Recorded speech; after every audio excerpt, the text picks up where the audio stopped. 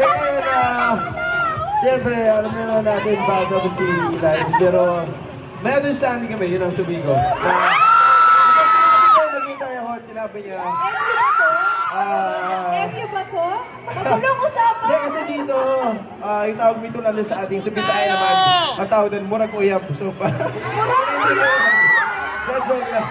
Word of the day, mula kuya. Okay, ito naman.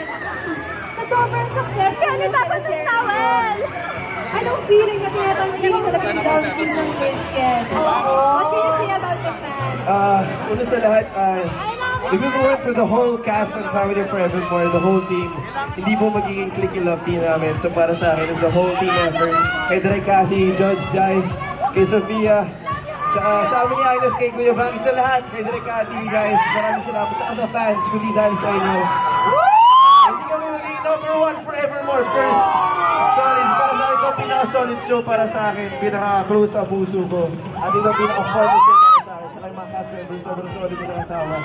And that's from the heart. Yung totoo yun. Totoo yun. So, ayun lang. I'm just really happy. Oh, since sikat ang Team Agnes at Sander. Team Sagnes yun. Team Sagnes, Sagnes. Ano ba talaga? Paano ma-relate yan sa real life? Oo. Paano mo siya Sagres versus Enrique and Liza in real life. Then siguro ako, well, medyo pares kami ni Liz. Parang sa mga bagay, mas inuuna namin yung kapakanan, yung kapakanan ng iba. Parang kesa sa akin, like, minsan sinasabi ko, ikaw muna bago ako. Siya ganun din.